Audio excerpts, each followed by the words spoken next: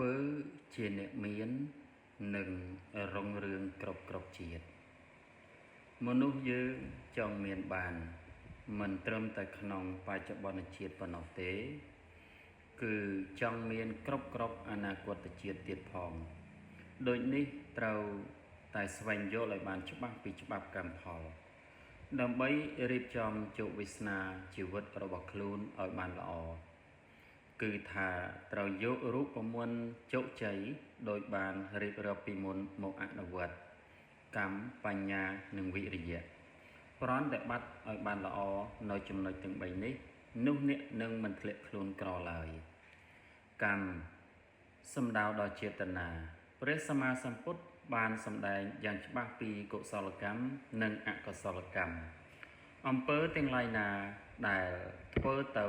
នាំឲ្យខាតបង់ប្រយោជន៍អ្នកដទៃផងប្រយោជន៍របស់ខ្លួនផងនិងប្រយោជន៍ទាំងពីរ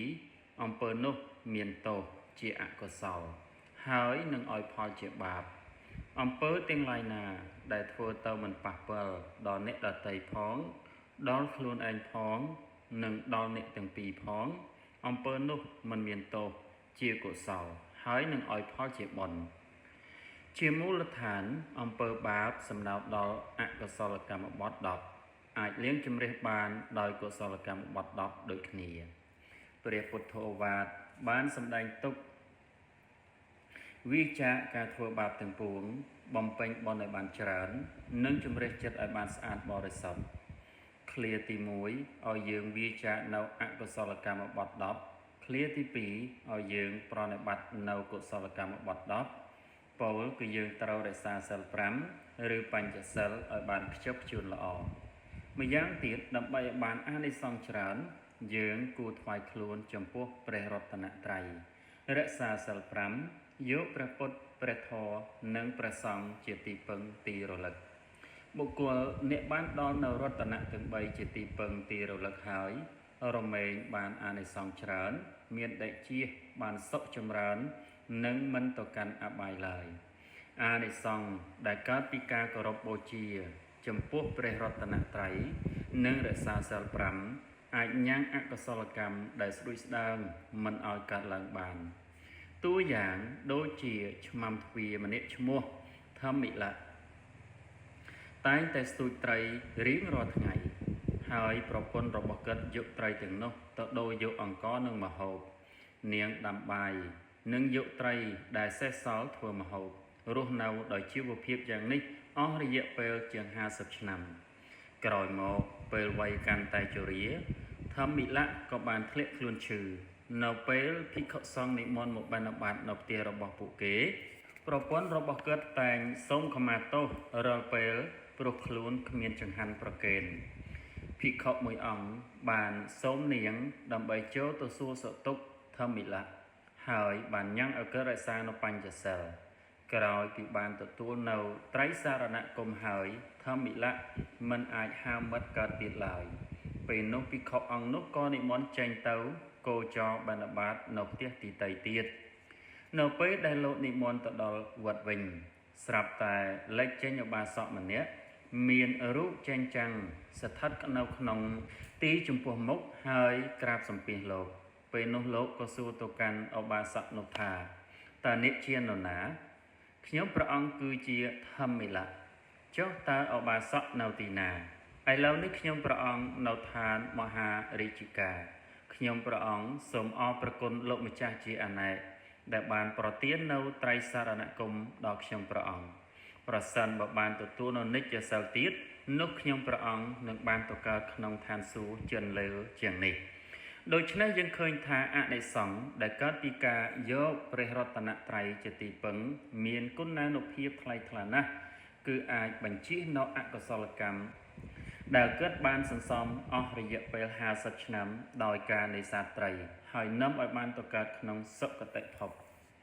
កម្មល្អតែងតែមានអំណាចខ្លាំងជាងកម្មអាក្រក់ស្ដេចមិលិន្ទៈបានសាកសួរព្រះនាគសេនថាបបិទ្ធព្រះមហាថេរដ៏ចម្រើន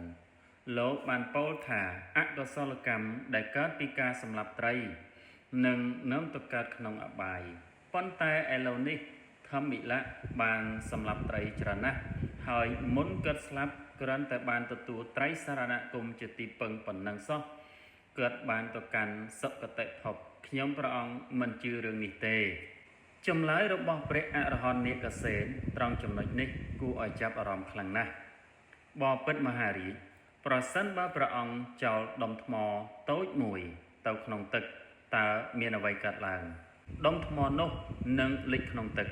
ចុះប្រសិនបើព្រះអង្គចោលដុំថ្មមួយដុំធំទៅក្នុងទឹកវិញតើនឹងមានអ្វីកើតឡើងដុំថ្មមួយដុំធំនោះក៏នឹងលិចក្នុងទឹកដូចគ្នាជាការពិតណាស់ដោយសារតែថ្មធ្ងន់ជាងទឹកដូចនេះវាត្រូវតែលិចក្នុងទឹកទោះបីថ្មនោះធំក៏ដោយតូចក៏ដោយដូចគ្នានេះដែរបាបដែលកើតពីការសម្លាប់សត្វមិនថាតិចក្តីច្រើនក្តីនឹងនាំទៅកើតក្នុងអបាយប្រសិនបើវាមានឱកាសឲ្យផលខណៈពេលរៀបស្លាប់ឧទាហរណ៍ថាព្រះអង្គមានសំពៅយ៉ាងធំមួយហើយព្រះអង្គដាក់ថ្ម5រទេះនៅក្នុងសំពៅនោះតើសំពៅនោះនឹងលិចទេវានឹងមិនលិចទេបើវាមិនលិចទេតើវាអាចទៅដល់គោលដៅទេប្រកាសជានឹងទៅដល់ដូចគ្នានេះដែរកុសលកម្មដែលកើតពីការគោរពចំពោះគុណព្រះរតនត្រ័យគឺមានអានុភាពណាស់ប្រៀបដូចជាសំពៅដ៏រឹងមាំយ៉ាងនោះដែរឯអកុសលកម្មនៃការសម្លាប់ត្រីទុកដូចជាដុំថ្មមួយដុំតូចប្រៀបដូចសំពៅដែលអាចផ្ទុកនៅទម្ងន់នៃថ្មយ៉ាងច្រើនហើយធ្វើដំណើរទៅដល់គោលដៅយ៉ាងណាមិញកុសលកម្មកើតពីការគោរពចំពោះគុណនៃព្រះរតនត្រ័យក៏អាចដឹកនាំសត្វទៅដល់គោលដៅពោលគឺសុគតិភពយ៉ាងនោះដែរព្រះរាជាក៏បានពោលសរសើរថានេះពិតជាសមហេតុផលណាស់ចូលញ៉ាំងកម្មបញ្ញាវិរិយៈឲ្យមានតុល្យភាពដើម្បីញ៉ាំងកម្មបញ្ញាវិរិយៈឲ្យមានតុល្យភាពយើងត្រូវតែស្គាល់ឲ្យបានច្បាស់នៅដែលជានុភាពព្រះពុទ្ធព្រះធម៌ព្រះសង្ឃតែម្យ៉ាងតាំងពីមានព្រះរតនត្រ័យមានការគោរពដ៏បរិសុទ្ធវិសេសនោះកុសលកម្មបានរីកចម្រើនដោយការគោរពថ្វាយបង្គំហើយយកដែលជានុភាពនៃត្រីសរណគមជាទីពឹងទីរលឹកយើងគួរតែនិទានរឿងប្រាប់ក្មេងៗដោយពិពណ៌នាអំពីផលប្រយោជន៍នៃត្រីសរណគមព្រមទាំងអានិសង្សដ៏វិសេសបំផុតរបស់ព្រះត្រៃរតន៍ដូច្នេះពួកគេអាចគោរពប្រណិប័តព្រះពុទ្ធព្រះធម៌ព្រះសង្ឃប្រកបដោយបញ្ញាម្យ៉ាងទៀតដើម្បីអាចឲ្យក្មេងធ្វើការគោរពប្រណិប័តព្រះត្រៃរតន៍ប្រកបដោយសេចក្តីព្យាយាមបំផុតពួកគេគួរត្រូវបានបង្រៀនឲ្យនឹករលឹកគុណព្រះពុទ្ធដូចជាអរហង្គម្ដងហើយម្ដងទៀតនេះហៅថាពុទ្ធានុសតិឬការរលឹកគុណព្រះពុទ្ធពួកគេគួរតែរៀនប្រណិប័តឲ្យបានសមរម្យវាផ្ដល់ប្រយោជន៍កុសលកម្មដ៏ធំក្នុងពុទ្ធសម័យក្មេងប្រុសម្នាក់អាចការពារខ្លួនឯងបានពីយក្សស៊ីដោយគ្រាន់តែសូត្រថានមោពុទ្ធស្សៈខ្ញុំសូមដល់នៅព្រះពុទ្ធជាទីពឹងនៅពេលពួកគេមានវ័យល្មមចូលសាលាមត្តេយ្យពួកគេគួរបង្រៀនឲ្យស្រឡាញ់សត្វហើយដើម្បីឲ្យចម្រើននូវមេត្តាចំពោះសត្វទាំងអស់បន្ទាប់មកពួកគេគួរបង្រៀនឲ្យកាន់សិល5វាអាចបញ្ជៀសការសម្លាប់ការលួចពោលពាក្យកុហកប្រព្រឹត្តខុសក្នុងកាមផឹកទឹកស្រវឹងនៅគណៈអកុសលកម្មទាំងនេះបានប្រឆាំងមេត្តានិងសន្តិសុខសង្គមពួកគេគួរត្រូវបាននិទានរឿងល្អៗដោយពិពណ៌នាអំពីប្រយោជន៍នៃសិលដែលមានគុណប្រយោជន៍សម្រាប់មនុស្សដូច្នេះបើមនុស្សអាចរក្សាត្រៃសរណគមនិងនិច្ចសិលយ៉ាងខ្ជាប់ខ្ជួនបំផុតនៅក្នុងជីវិតគេមិនអាចខ្លាយជាអ្នកក្រគេនឹងខ្លាយជាអ្នកមាននិងបានសម្រេចជីវិតជោគជ័យប្រកបដោយសុភមង្គលនៅក្នុងជាតិជាអនាគតក្នុងចំណោមកម្មបញ្ញាវិរិយៈបញ្ញាគឺជាមេដឹកនាំបញ្ញាមានមូលដ្ឋានដ៏សំខាន់គឺពុទ្ធិកម្មនិងផលរបស់កម្មដូច្នេះយើងត្រូវយល់ឲ្យបានច្បាស់នៅពុទ្ធិកម្មដើម្បីធ្វើឲ្យមានសមាធិគឺការយល់ត្រូវពុទ្ធិនេះនឹងបង្កើនកុសលកម្មហើយបញ្ជូនសពសត្វទៅឋានសួគ៌ក្រោយពេលស្លាប់នៅពេលក្មេងៗមានវ័យវឌ្ឍនាការល្មមដើម្បីចូលសាលាយើងត្រូវតែព្យាយាមទទួលបាននូវការអប់រំទំនើបការអនុលោមតាមការព្រានប្រដៅរបស់ព្រះពុទ្ធពាហុសាចាញ់ចៈជាពហុសោតបានស្ដាប់បានរៀនចេះច្រើន សបញ្ចៈការប៉ិនប្រសពក្នុងបច្ចេកវិទ្យានិងសិប្បកម្មវិនយោចសុសិក្ខតោវិន័យដែលបុគ្គលសិក្សាដោយប្រពៃសុភាសិតាចយាវិចាវិចាដែលបុគ្គលពោលដោយប្រពៃប្រកបដោយប្រយោជន៍ទាំងនេះជាមង្គលដ៏ដំដូច្នេះបុគ្គលណាមួយមានវិជ្ជាជីវៈនិងបំណិនប្រសពដោយលោក Bill Gates បុគ្គលនោះអាចជាអ្នកមានភ្លាមនិងចម្រើនរុងរឿងក្រោយពីទទួលបានពុទ្ធិល្អនិងការងារល្អបុគ្គលនោះគួរតែព្យាយាមសម្រេចឲ្យបាននៅមង្គលដ៏ដំមេត្តាបេតឧបឋានណាំងកិរិយាបម្រើដោយយកចិត្តទុកដាក់ចំពោះមេដាបិតាបតតិរសៈសង្កហោការសង្គ្រោះចំពោះបុត្រនិងភរិយាអនាគុលាចកម្មន្តាការងារមិនច្របូកច្របល់ទាននឹងចៈការឲ្យទានធម្មចរិយាចៈការប្រព្រឹត្តនៅធម៌ដែលវាចានៅអកុសលកម្មបទ10ញាតកានញ្ចៈសង្កហោការសង្គ្រោះញាតទាំងឡាយអនវិជ្ជានិកម្មមានិការរក្សានៅសិក្ខាបទអបោសុតនិងការធ្វើកិច្ចការងារសង្គមទាំងអស់ទាំងនេះជាមង្គលដ៏ដំដើម្បីទទួលបាននៅមង្គលដ៏ដំគឺប្រសើរថ្លៃថ្លាដ៏ឧត្តមឧត្តមមង្គលទាំងអស់នេះនឹងនាំទៅរកជីវិតដ៏មានសុភមង្គលជោគជ័យការលេនណធម្មមស្សវិណាំងបុគ្គលបានស្ដាប់បានរៀននៅធម៌ឧទាហរណ៍ការព្រៀនប្រដៅរបស់ព្រះពុទ្ធតាមកាលការលេនអ្នកធម្មសកច្ឆាកិរិយាសន្តានាសាកសួរធម៌តាមកាលតបោចៈសេចក្តីព្យាយាមដុតនៅបាបធម៌គឺញ៉ាំងកិលេសដែលនៅក្នុងខណ្ឌសន្តានឲ្យក្តៅរីងស្ងួតអស់ប្រមេចរិយាញ្ចៈកិរិយាប្រព្រឹត្តនៅធម៌ដ៏ឧត្តមដើម្បីចម្រើននូវសិលសមាធិបញ្ញាអរិយសច្ចានិទេសនាងកិរិយាឃើញនៅអរិយសច្ចៈនិព្វានសច្ចៈកិរិយាចៈកិរិយាធ្វើនៅព្រះនិព្វានឲ្យជាច្បាស់បានដោយបញ្ញាទាំងនេះជាមង្គលដ៏ឧត្តមអាចសម្រេចក្នុងជីវិតបច្ចុប្បន្នព្រះពុទ្ធសាសនានៅតែកំពុងតែរីកចម្រើនរុងរឿងក្នុងប្រទេសព្រះពុទ្ធសាសនាថេរវាទហើយមានគ្រូអាចារ្យមានសមត្ថភាពដែលអាចបង្រៀនយោគីដើម្បីឲ្យចម្រើនឡើងនូវបញ្ញាដ៏ឧត្តមនោះហៅថាមេគបញ្ញាដូច្នេះបុគ្គលណាមួយសម្រេចបាននូវបញ្ញានេះបុគ្គលនោះនឹងជាអរិយបុគ្គលហើយអាចសប្បាយរីកខិតជិតចូលទៅក្នុងនិព្វានសុខជានិរន្តរ៍មនុស្សទាំងអស់អាចរស់នៅយ៉ាងសប្បាយពេញលេញជាមួយគ្រួសារដោយជឿជាក់ថានឹងមិនកើតក្នុងអបាយភូមិមនុស្សទាំងអស់ត្រូវបានខិតជិតចូលទៅកាន់ព្រះនិព្វាននឹងមិនយូរមិនឆាប់សត្វលោកនឹងចូលទៅដល់ទីនោះចូលយើងនាំគ្នាហែកឆ្លងសង្សារវដ្តរួមគ្នារហូតដល់ត្រើយសុវត្ថិភាព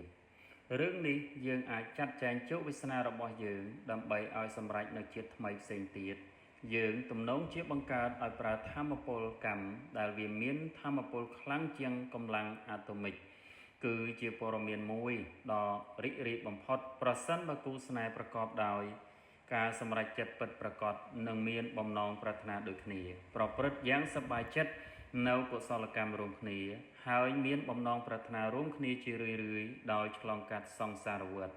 ពួកគេអាចមានជីវិតរួមគ្នាពីជីវិតមួយទៅជីវិតមួយនៅខណៈពេលពួកគេអាចកំពុងតស៊ូដើម្បីទទួលបាននូវការ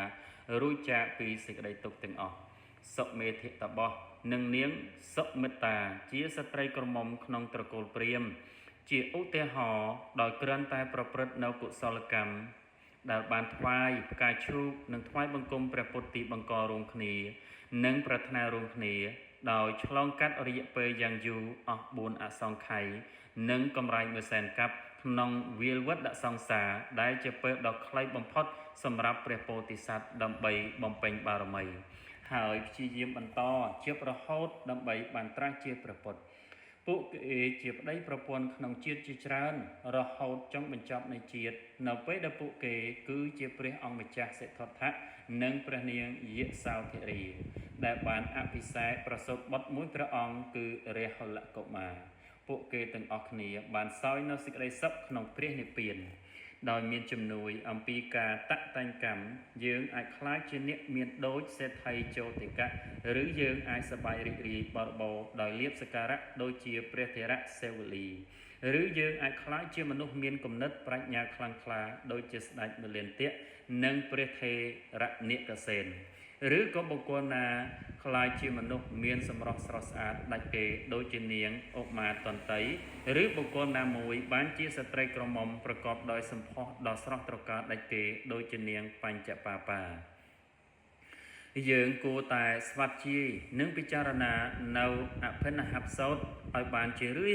រៀងរាល់ថ្ងៃដើម្បីដាស់តឿនសតិបញ្ញារបស់យើងកុំឲ្យភ្លើតភ្លើនអហង្រីខ្ញុំកម្មសកាមានកម្មជារបស់ខ្លួនកម្មតិយតោមានកម្មជាទាយាទ